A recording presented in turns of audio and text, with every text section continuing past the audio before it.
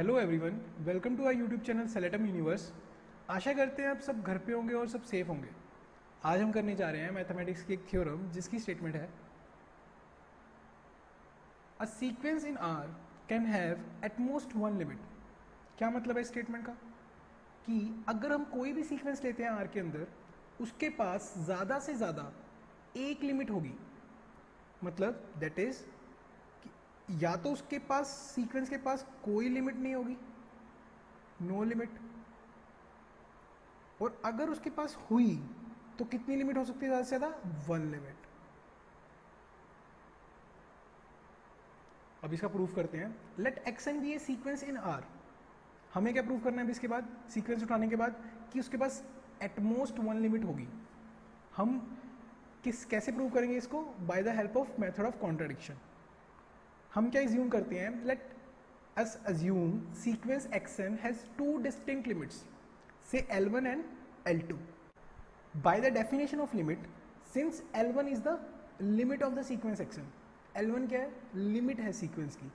So for each epsilon greater than 0 there exist a natural number n1 such that mod of xn minus L1 is less than epsilon for all n greater than equal to n1.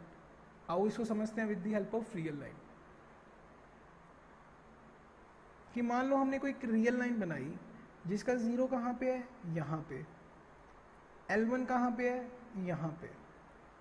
जैसे ही हमें कोई epsilon देगा तो हमारे पास एक क्या interval बन जाएगा? एक इंटरवल बन जाएगा L1 minus epsilon, L1 plus epsilon. ये इंटरवल बन गया L1 के राउंड। तो इस इंटरवल में क्या खासियत है ऐसी? इस इंटरवल में ये खासियत है कि सारी की सारी टर्म्स n1 के बाद वाली इसी इंटरवल में लाई करेंगे। सारी की सारी टर्म्स n1 के बाद वाली का मतलब कि x n1, x n1 plus 1, x n1 plus 2, so on. ये सारी की सारी टर्म्स कहाँ लाई करने वाली हैं?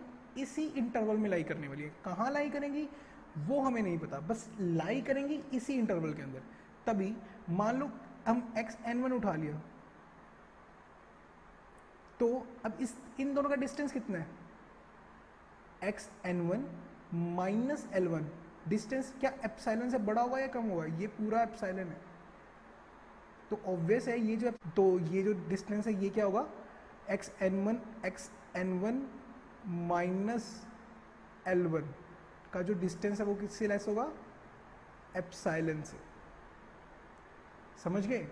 तो सिमिलरली ये कैसा होता है? L2 के लिए भी होता है कि L2 is the limit of the sequence xn.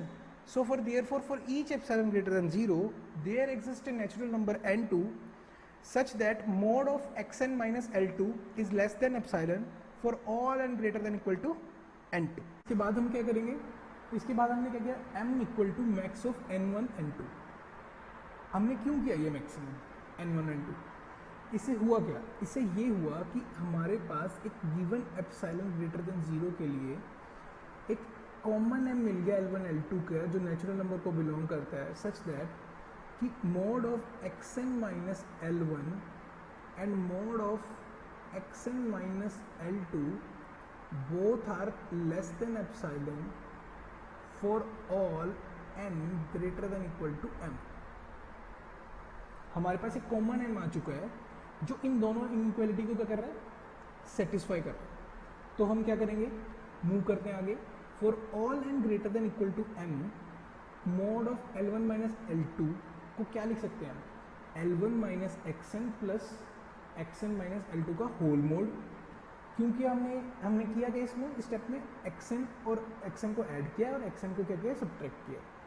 फिर आगे हमने क्या लगाया? ट्रायंगल इनइक्वालिटी लगाई है। हमने क्या लगाई है? ट्रायंगल इनइक्वालिटी लगाई है, जिसकी हेल्प से हम क्या लिख सकते हैं कि जो इक्वालिटी थी वो क्या किसमें चेंज हो चुकी है? Less than equal to mod of L1 minus xn plus mod of xn minus L2 is next step क्या है? जो कि लेस देन किससे? एप्सिलॉन प्लस एप्सिलॉन से। क्यों? क्योंकि हमारे पास using with the help of using 1 and 2, हमारे पास जो ऊपर इक्वेशन है 1 एंड 2, उसकी हेल्प से हम ये लिख सकते हैं। सो mode of L1 minus L2 किससे लेस होगा? 2 एप्सिलॉन से। अब एप्सिलॉन आर्बिट्रेरी है। आर्बिट्रेरी का मतलब कि एप्सिलॉन कोई भी एक पॉजिटिव रियल नंबर होना चाहिए, कोई भी पॉजिटिव रियल नंबर, 0.2, 0.1, 0.01, कुछ भी छोटे से छोटा। तो छोटे से छोटे का मतलब कोई इसका एंड तो है नहीं, बस हाँ जीरो से बड़ा होगा, जस्ट बड़ा होगा। तो हमें पता है कि mod of L1 minus L2 is less than 2 epsilon, और एप्सिलॉन टेंड कर रहा है जीरो को, और 2 एप्सिलॉन भी किसको टेंड करेगा फिर जीरो को, बट 2 एप्सिलॉन किसके इक्वल नहीं होगा, जीरो के। तो L1 mod of L1 minus L2 किसके इक्वल हो जाएंगे, जीरो के। Means like mod L1 minus L2 किसके इक्वल हो जाएंगे, जीरो के, और L1 किसके इक्वल हो जाएगा, L2 के। इसका मतलब क्या हुआ, ये तो कॉन्ट्राडिक्शन आ गई, which is contradiction to our assumption L1 and L2, जो कि हमने माने क्या थे डिस्टिंक्ट, बट आगे इक्वल। इसका मतलब क्या हुआ, a sequence in R can have at most one limit, ज़्यादा से ज़्यादा उसके पास कितनी लिमिट हो सकती है, एक। हो सकता है उसके पास ना भी हो, बट ज़्यादा से ज़्यादा उसके पास कितनी हो सकती है, एक हो सकती है। अब इसी कॉरोलरी क्या बनती है, कॉरोलरी क्या बनती है कि एक कन्वर्जेंट सीक्वेंस है अगर R के अंदर, तो उसके पास यूनिक लिमिट होती है। यूनिक मतलब एक ही लिमिट होती है, one limit.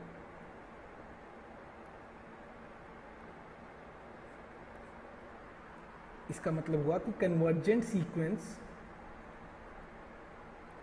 implies one limit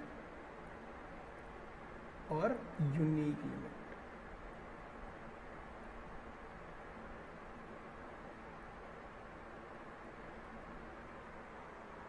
आशा करता हूँ आपको ये थ्योरम समझ आई होगी। अगर आपको समझ आई हो प्लीज़ लाइक करें, शेयर करें और सब्सक्राइब करें हमारे चैनल को। और अगर आपको कोई भी थ्योरम का प्रूफ चाहिए हमें कमेंट सेक्शन में बताएं, हम उसे जल्दी से जल्दी प्रूव करने की कोशिश करेंगे। Thank you everyone.